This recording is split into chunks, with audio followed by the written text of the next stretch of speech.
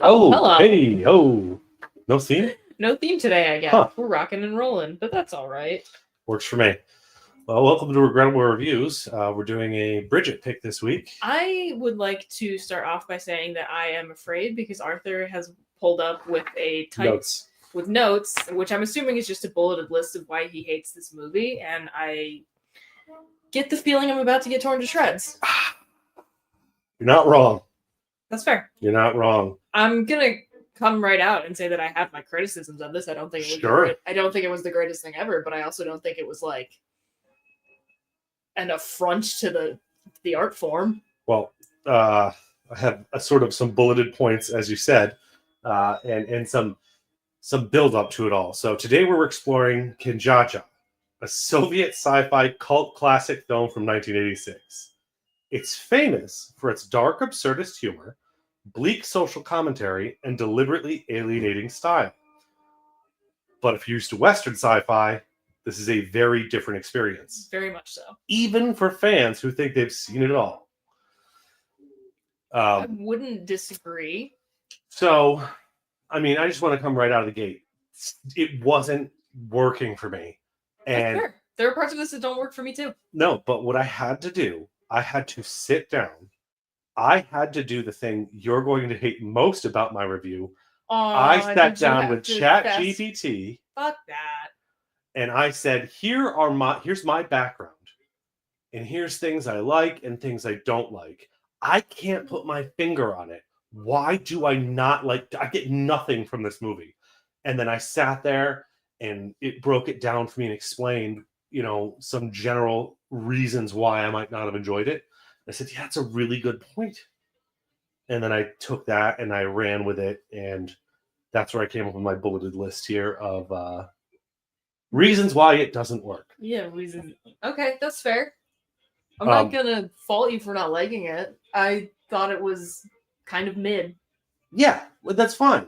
But it has a 7.8 on IMDb, which is mostly by casual film nerds who like that it's so different. As different as it is, I think that is one of the things that it kind of had working in its favor for me. It was like, oh, I definitely haven't seen this before, and I thought it was enough to keep my interest. Right. So I asked, again, I know, but it's an easier way to get good, quick answers. It's fancy Google. I said, what's the closest thing in Western film? And it said Brazil. Terry Gilliam's Brazil. I have not seen that one, but it's a Monty Python guy. So exactly. Well, and here's the thing: I do recall that this being referred to as having a sort of Monty Python-esque sense of humor in some aspects, with the Soviet lens, heavy on the Soviet part of it. Which I think it would have been like, and I know that me watching this as an American in 2025, I'm missing something. I'm missing the context that would have made this as funny as it's supposed to be. Yeah, so to an audience upon release. I needed help to understand literally anything in this. Starting right with this.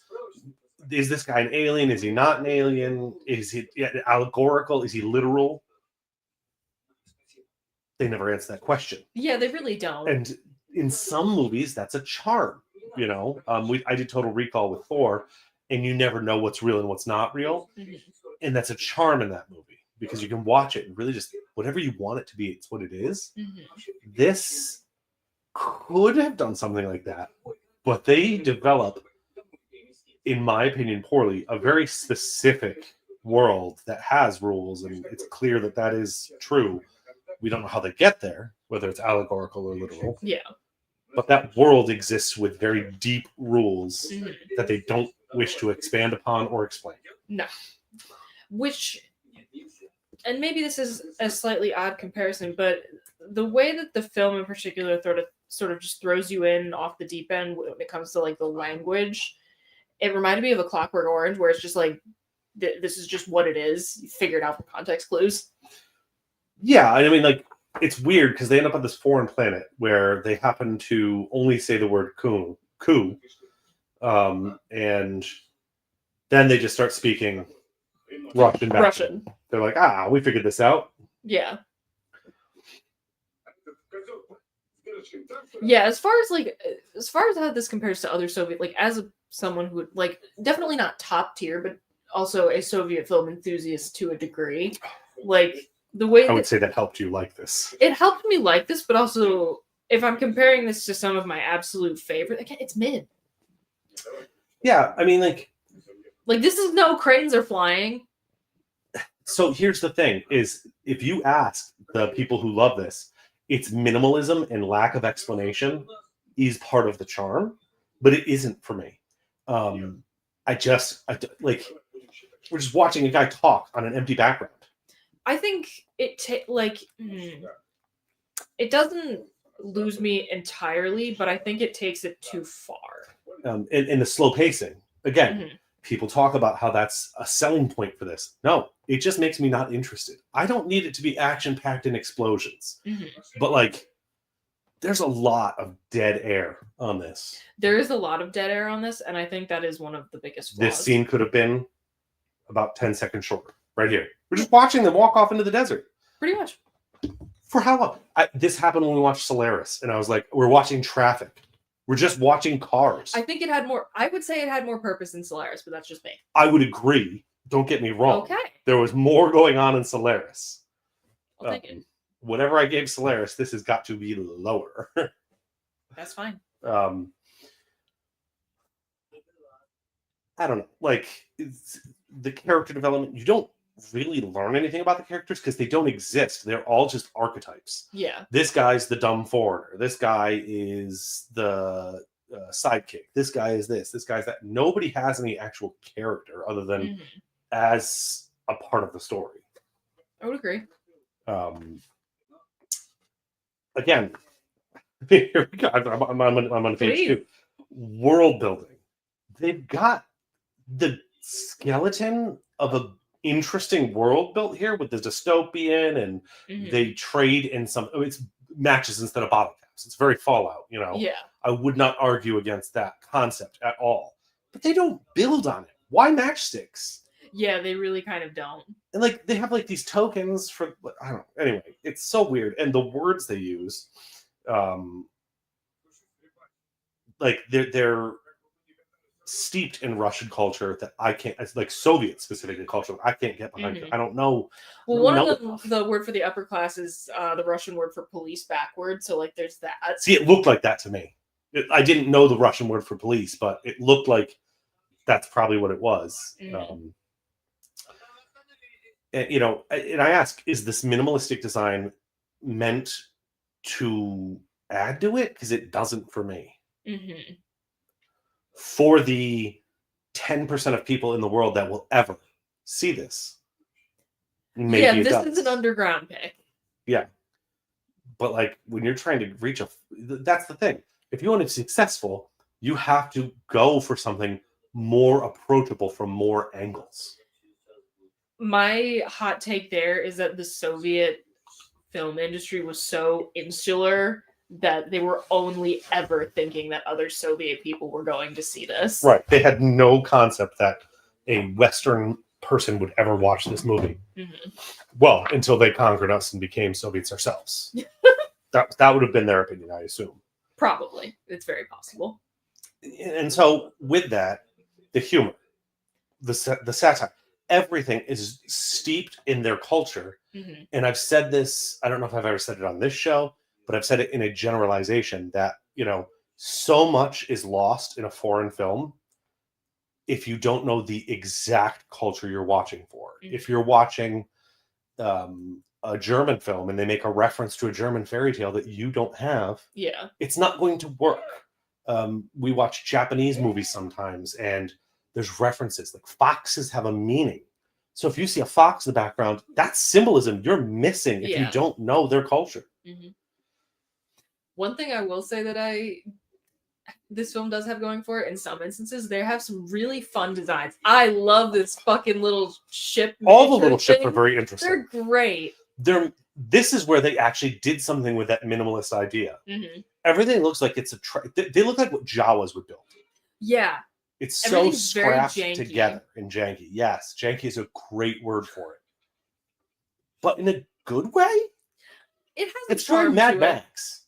It is very Mad Max. This is what a Soviet Mad Max probably would have looked like. The weird dancing Yeah, and bowing. which again, it works to like kind of alienate the viewer and be like, you know, these are social norms that I don't understand, but clearly everybody else does. Right. I get that. Like, you know, you're I don't know, but like they never explain why he puts those things out. There's a lot that doesn't get explained. But that's exactly it. Nothing gets it. I don't even understand what the point of the story is, except to show dystopia. Yeah, yeah, it really doesn't. Like, what is their motivation? Why do they exist? Their society. They really don't give you much to work with. I'll agree. He does say when he sees them something about them being capitalists. Oh yeah. You know, because the weird way that and that's really the message here is they want everyone to know this is what happens when you don't have a purpose to live except for yourself. You're just going for class and possessions. Yeah. When really we should be worried about other people. It's a very pro-communist movie. It is an incredibly pro-communist movie, which isn't shocking given the fact that the Soviet film 1986 Soviet film. Given that the Soviet film industry was what it was, yeah. being essentially public property. Right. I mean, I wouldn't be surprised to find that things we'll never see from North Korea are not too dissimilar from this in how heavy the property There is actually a North Korean film industry. I'm sure there is. Incredibly like small and insular, but it does exist. Again, I can't get over the aggressive minimalism. There's almost no music in this movie. There's limited dialogue at times. That was one of the things I thought it could have used. Maybe better is a harsh word, but a different score. Yeah. And I don't even know exactly what that would have been because I am not. This is the thing. A composer? This is the thing. Music can convey an emotion. So I don't have to know what they're saying. The music can get me to feel confused. The music can get me to be like interested. The music can make me think it's funny or sad or scary. Yeah. With no music, you get none of that. Actually, funny thing, one of the tells you know that this is a movie because he's wearing jeans. One of the guys is wearing jeans and you couldn't get your hands, and you could hardly ever get your hands on that shit. Yeah. So that, it's a big budget Soviet film now. There you go. They bought jeans. They bought a pair of jeans for this. They look new, too. They do. Anyway, please continue taking me through your printouts here. I love this. I'm summarizing my summary, just to not be totally riffing on it the whole time. But the way things are shot, they're supporting, again, that theme of evil dystopia, capitalism, over any sort of substance. Yeah. Even the shots, like, everything's just so... It's very static. Looking out into the desert. And it's there's very one note. Actually, this is a really interesting thing that I've noticed is, again, having watched a fair amount of Soviet cinema, their film industry, like, you see this in really early films from the United States where everything is so much like the divorce between theater and stage acting is sort of caught in the earliest films that we have. Right. Like, everything is acted more for the stage than for the camera. And I've noticed that split seems to happen later in Soviet movies. So you get a lot more sort of stagey acting in movies. That makes sense. And actually, really interesting thing, you get a lot more stagey makeup in Soviet films. And it stands out a lot more because they're in color. Yeah, that makes sense. They got everything later, Pretty much. Actually, the funny thing, I, as a person who's continuing to attempt to learn Russian and not doing a super great job, what fucking ever, still trying, I've started listening to this, like, Russian dad rock or, like, dad metal band, and it sounds like it's from the 80s, but their, like, most popular album is from 1995. Oh. They got everything, like, 15 years later. Yeah. That makes sense. I mean, the American entertainment industry is light years ahead of everyone else because they are always pushing the envelope. Yeah. That's good and bad, you know. Mhm. The bad side of that is we no longer we would not get this here unless it was an independent project. No budget is going into this. No, not Granted, this was probably, was this actually like the Soviet film industry or was this independent? That's actually a really good question. I thought it was independent, but I'm gonna Google. Show me this guy. Balls, please. yeah, let's see them balls. But like nowadays, this would be a huge undertaking and would be a labor of love and may or may not be successful. And you know, that's good and bad. Released by Moss Film. So that was like the singular releasing entity for the entirety of the Soviet film industry. So yeah, that makes sense. Kind of hard to say whether or not it was quote unquote independent. TikTok ads have allowed anyway. Fucking ads. Tubi, you bitch. You hate to see it. Continue. So you know, let me go back and circle through everything once more because you know I tried to keep it short and sweet initially. Everything, it does feel like sketch comedy. Like yes. Each scene feels disconnected from the last scene because there's no good story building going on. But I don't get the comedy. I didn't laugh once. I didn't really even chuckle. Some of this kind of made me laugh just in its absurdity. Right. And I mean, like, that's the type of humor I'm okay with, is absurd humor, but normally there's more punch to it. Yeah, you know? I would agree. Everything's very deadpan, and I don't normally get my absurdist humor in deadpan. I don't know. I can't think of a good example of, like, when you have a deadpan character making the humor absurd, it's usually inside of a film with a bunch of other people that are reacting more. Yeah. You know, your Leslie Nielsen's are coming out there and being deadpan as they deliver their lines. I'm serious and don't call me Shirley. Exactly. I have seen Airplane, don't worry. Good. But that's my exact point. But these are all Leslie Nielsen. Everyone's Leslie Nielsen. So there's no humor here. In fact, I struggled to get any humor out of it. But again, I'm not the target audience. I'm not mad at them. They didn't write it for me. Yeah. 40 years later in the United States. Yeah. Yeah, this is very much not made for the modern American audience. And like, this is just from like a tiny bit of personal experience. I will say, in general, the Russian sense of humor is incredibly deadpan. And that's okay. I mean, like, dry humor and deadpan humor are totally fine. British people have pretty dry humor as well. I would agree.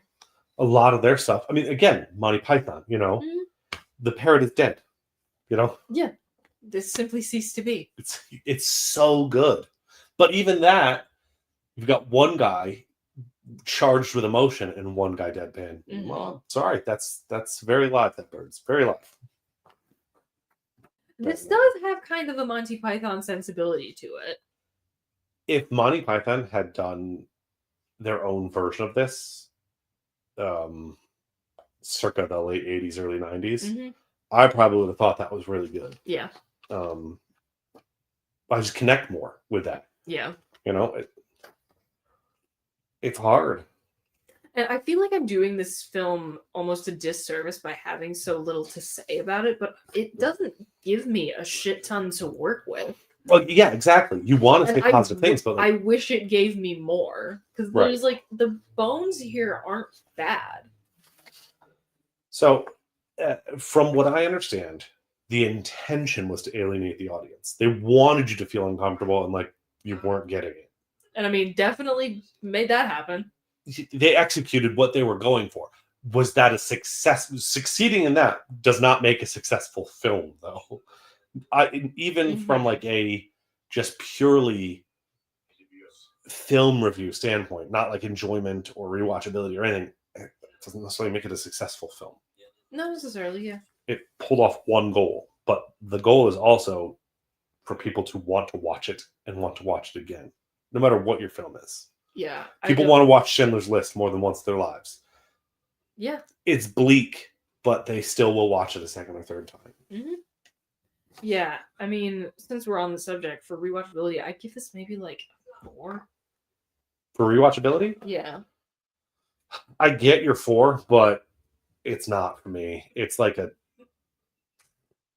Like 2.5. if somebody who is also like has an academic interest in films like this asked me like, hey, what's something that illustrates like the Soviet sense of humor? Like what's something This is absolutely a study piece in a film class. or like her who asks me for Soviet science fiction, who asks me for dystopian science fiction, so like there is an audience for this. This definitely like yeah, this does It's pop off niche. in a film class. It's great for a film class to study different time periods in different cultures, like to really nail home at the same time this was getting made. This were was getting getting- made on the yeah, opposite side of right. the world. You know, so here's 3 films from the same year, so you can really compare where people were. Mhm. I would definitely love to see that analysis. Like actually, what year was this again? 86. Because what else? What were we doing? And what was And like I also don't know, maybe what else was happening in the Soviet Union? Okay, you know, I'm gonna Google Soviet films 1986. You tell me what was happening in the United States. U.S. films 1986. Should we focus on sci-fi or? Let's try and focus on sci-fi, but Well, I just found all of the films from. Oh, Top Gun, oh wow, Star Trek 4: The Voyage Home. We were already on a 4th Star Trek, and this was trying to do this. yeah, The Golden Child, Aliens. That's the one I was thinking of. okay. So the second Alien movie, the second best Alien movie. Yeah, it's the top 10. It's Top Gun, Crocodile Jesus Dundee. Christ, one of the top Platoon. releases from the Soviet Union. A professor is Dead Man's Letters. A professor sheltering in a basement after a nuclear explosion writes mental letters to his missing son as he waits to die.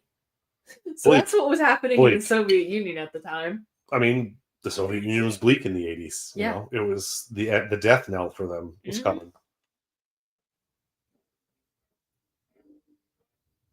Yeah, the top 10 were Top Gun, Crocodile Dundee, Platoon, Karate Kid Part 2, Star Trek 4: The Voyage Home, Back to School, Aliens, The Golden Child, Ruthless People, and Ferris Bueller's Day Off. Of all those, Ruthless People I don't recognize. There are All those are good movies too. far fewer films being released in 1986 in the Soviet Union. Not fucking shocking. I have heard of just about none of them. Short Circuit was 1986. I have heard of just about none of them, but some of them do sound interesting. So I'm not going to say nothing there. Foreign films, 1986. Let's see Yeah, what else is just going on in the world. Yeah. I don't know any of these. I might hit me with some titles. The Official Story, Argentina. Nope. Betty Blue, France. Nope. Angry Harvest, West Germany. So there's your opposite side of the block. Okay. When Father Was Away on Business, Yugoslavia. Damn, I've heard of none of these. Japanese animated film, Castle in the Sky. Oh, I love Castle in the Sky. That's a great fucking movie. That's what Japan was doing at this point. Studio Ghibli, you know? Okay.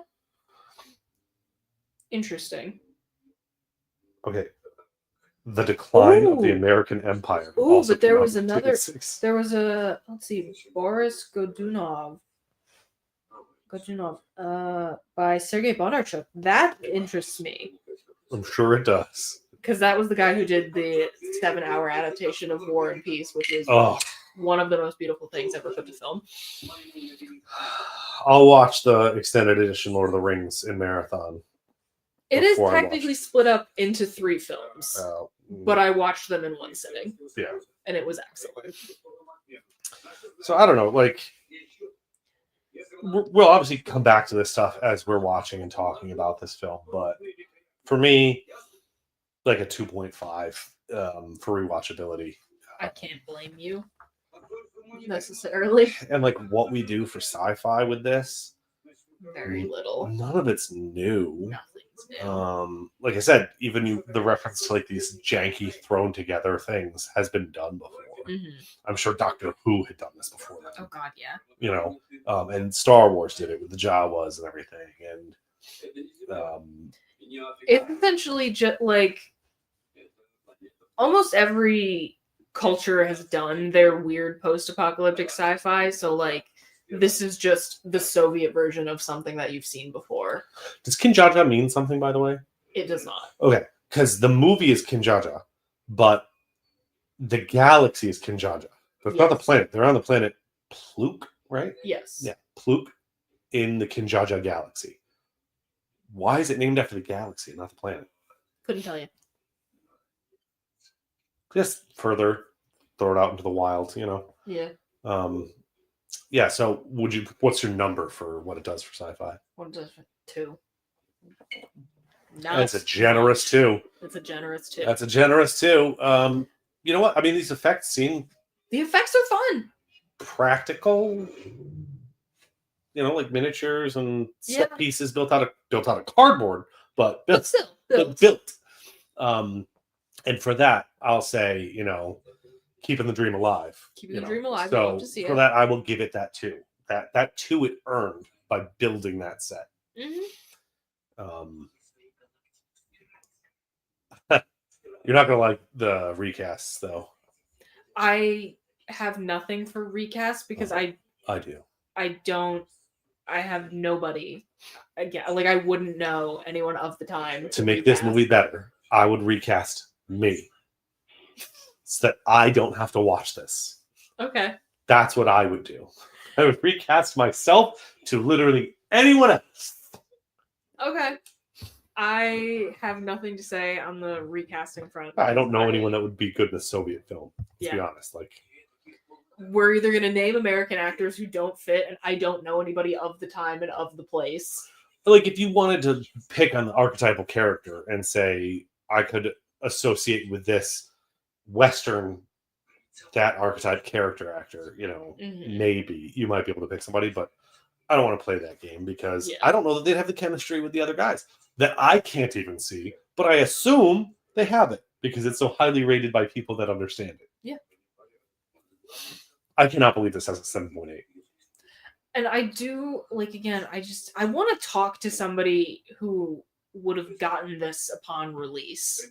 Yeah, I want someone who was 22 when this came out. To tell me why it's funny. Yeah, just sit down and go, oh, we got to understand. This word is close to this word. This word is policed backwards. This is this. The way they talk to each other, that's not how people talk to each other.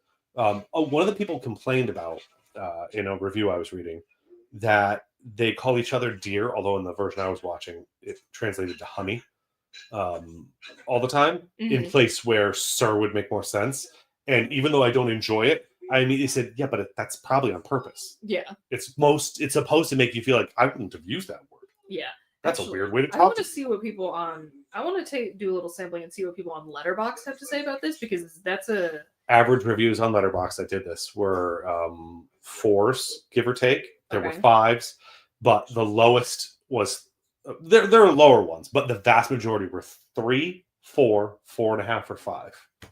Average is a 3.8 on Letterboxd. Okay. I gave this 3 stars, which honestly I might lower. It's hard when you only have 5 to work with. It is hard. Yeah, like there are 4.5, 5-star reviews of this. Like people do like this is somebody thinks this is amazing, which is true of every movie, but it's a weirdly high number for this. It is a weirdly high number, and I want this. This is where I understand how Solaris makes you feel. I want to be where the people who are giving this 4s, 4.5s, and 5s, I want to be where they are, and I'm just not. I would love to see this through the eyes and mind of somebody who gave this a 4, even. Yeah, that'd be great. Just to understand whatever it was they took from it. Because I got nothing. It brought nothing to the table for me. And it didn't bring a lot to the table for me either. That's how I felt about it. That's fair. That's very fair. It's very thick paper. My job has weirdly thick paper. Noted. If you want to print a resume, just send it to me. Oh, damn. Right? Huh. That's some crazy ass paper. Yeah. Just throwing it away. I mean, like, The costume design's kind of fun. Very like again, everything's very janky and patchwork, but it works. But again, I look at that not as a failure, but it's like that they're going for thrown together dystopia. This is very Mad Max. This is very, Yeah. So like I'm okay with And that. I love that like sometimes in older movies you can tell like what the ray gun is supposed like it's supposed to be a ray gun. But TJ, I already did a Schindler's List joke, by the way. Well, reference. But like what everyday object they're having stand in for, like a ray gun or whatever. Oh yeah. Nothing, none of that here. I do not know what any of this shit is. I'm gonna again. I'll give them that. Nobody sat down and picked out like, oh, that's this type of flashlight done like they did with lightsabers, or that's the car part. Yeah, I got nothing for this. I love that they make him demonstrate the bow thing multiple times. But I also love that even though he's supposed to be like this upper class person, he's happy to show them. Yeah. No, this is how you respect me. Duh. He's not upset with them at all. Yeah, again, I wish I understood. That's really kind of like where, as much as I have to say about this, I wish I got it. That's why I rate it so low, is because I fault them for not trying to reach me.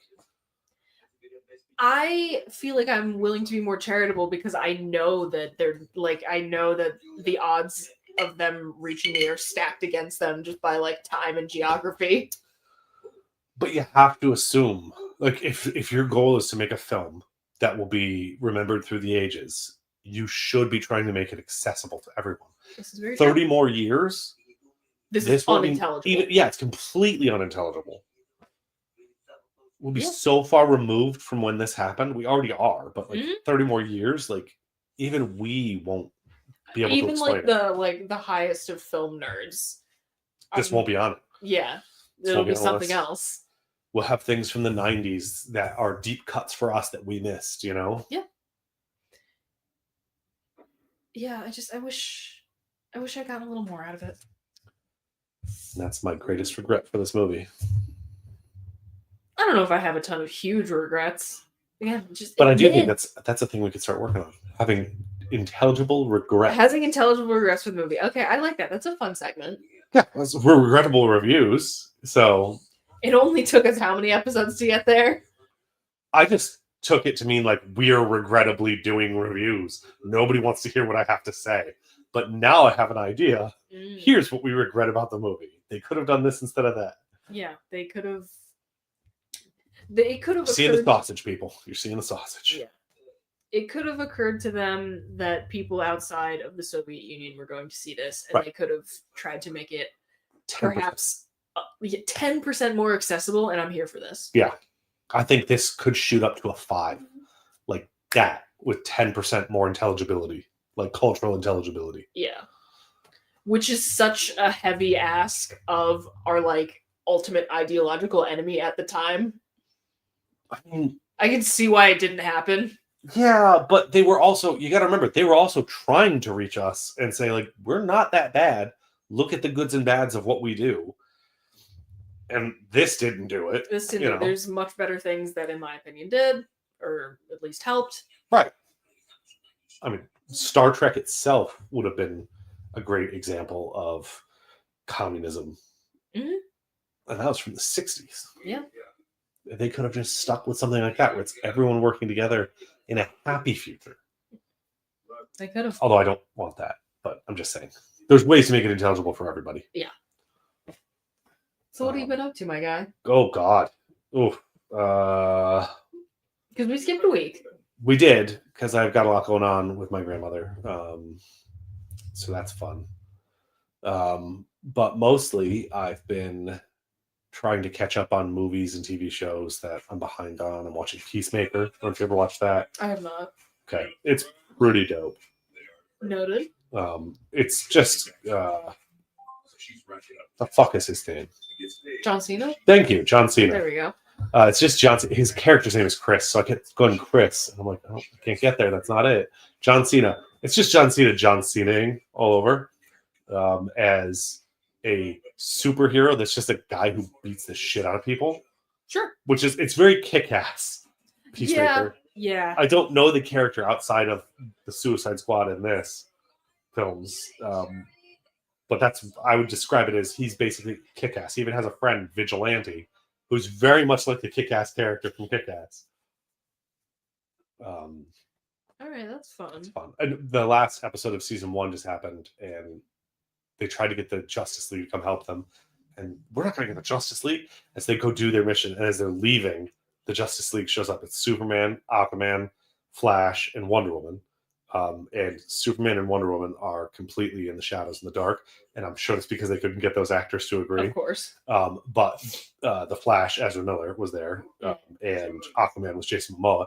And Jason Momoa, he says, Peacemaker says, "Of course you fucking show up late when it's all over." And then Jason Momoa says something. He goes, "Shut up and go fuck a fish." And Jason Momoa goes, "That's a run. I wish I knew how to stop that rumor or something." And Ezra Miller's Flash goes, "That's not a rumor." Oh my.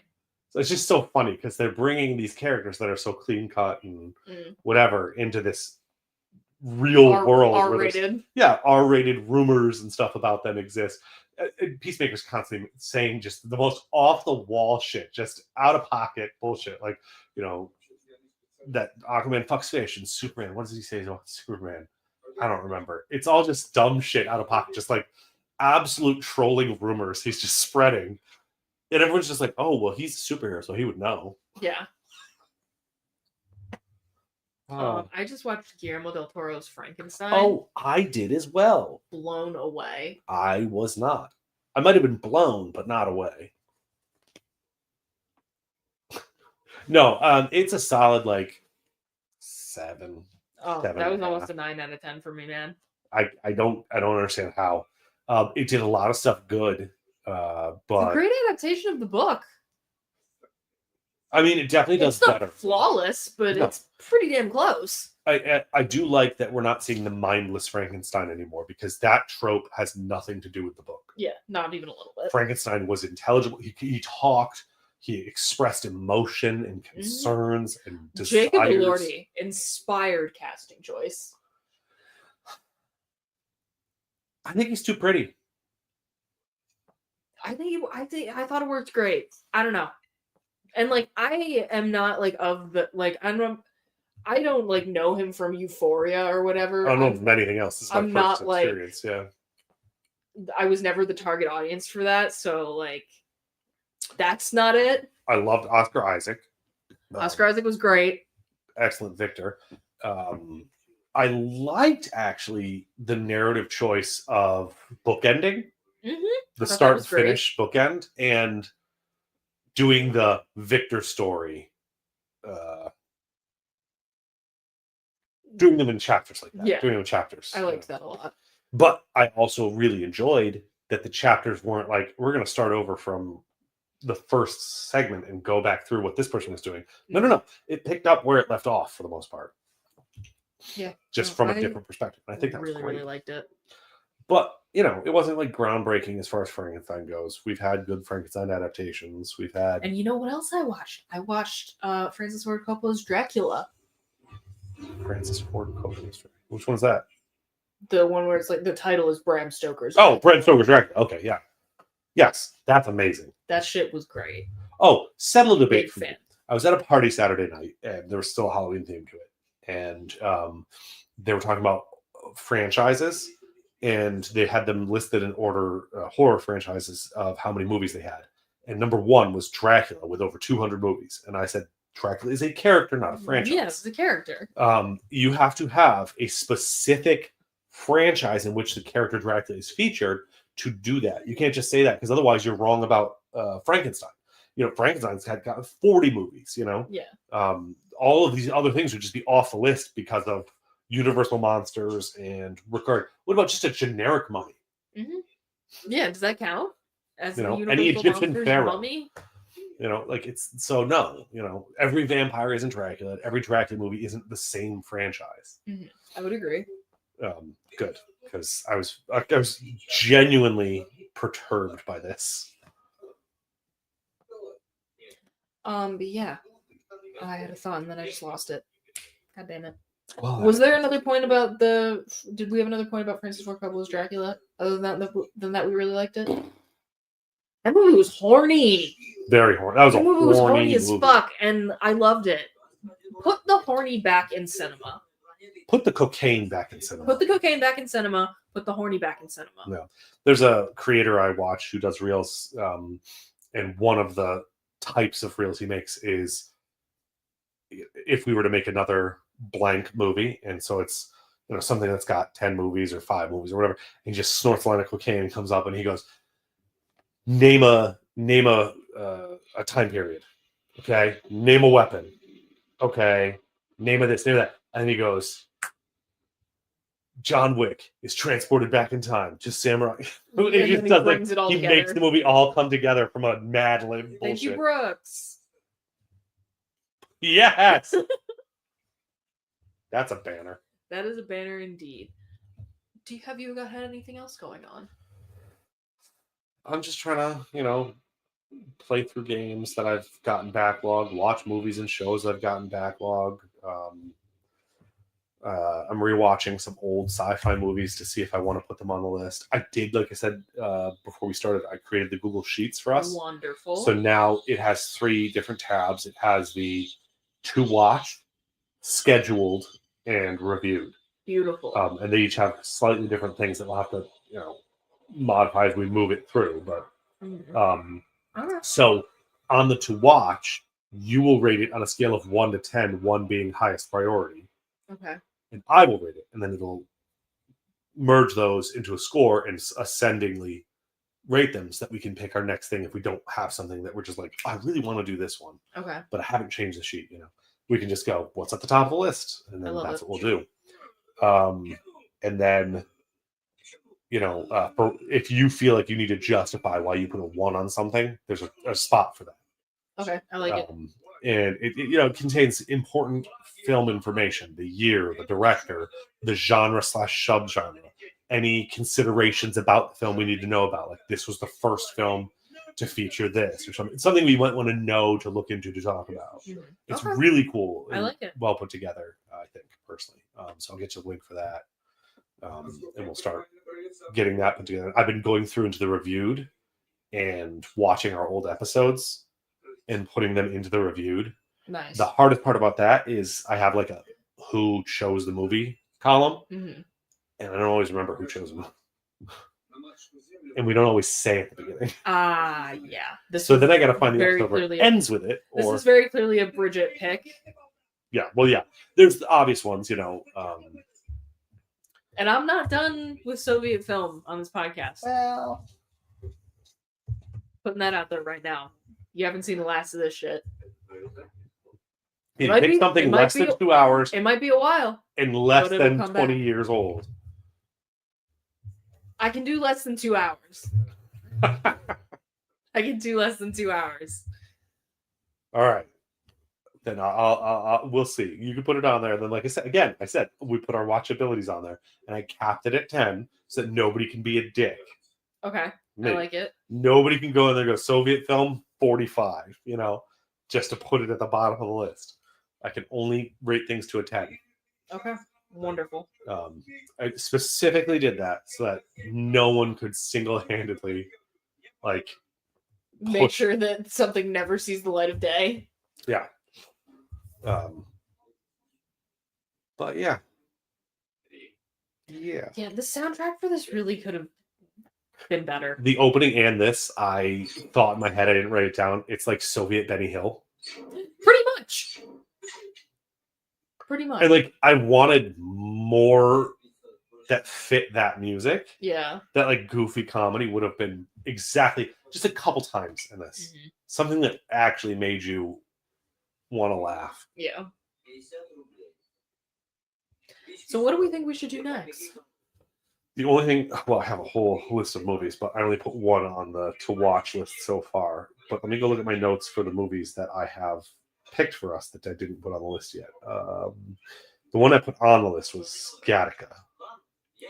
I am down for that. Do you just want to do Gattaca? Fuck it, yeah, let's do Gattaca. All right, so join us in 2 weeks. We'll do Gattaca, the Ethan Hawke, Uma Thurman I wonder if that's where they met. Very possible. Time frame seems about right. I wouldn't Anyway, great movie, great sci-fi movie, great film. Like, you know, Okay, that makes me excited. like it's got a good story to it, and it has existential questions and like philosophy behind it, not just like entertaining action thriller stuff. You know, as much as I do love an action sci-fi, it's definitely much more dramatic. Well, that'll be fun. Yeah, so Gattaca, 1997. Gattaca. All right. Anything we got to promote? What are you guys doing tomorrow? Tomorrow, just regular episode. There's going to be no stream this week because I will be at a concert. Shocker. Fucking We're all shocker. shocked. Miss things for concerts. But yeah. All right. I think Friday was supposed to be Defend, but they had to move it, or maybe I don't know. I never know what's happening with Defend. I'm going to be completely honest with you. Yeah, well, we should go back to using like a group calendar so that we always know what's going on. It still exists. We just have to actually make the effort. Put things on there. Yeah. So, and then after that, I don't think it's anything until Monday again. Okay. Shall we leave them with our words of wisdom? I think that we should. Don't shake alien eggs. Never trust an android. Bye.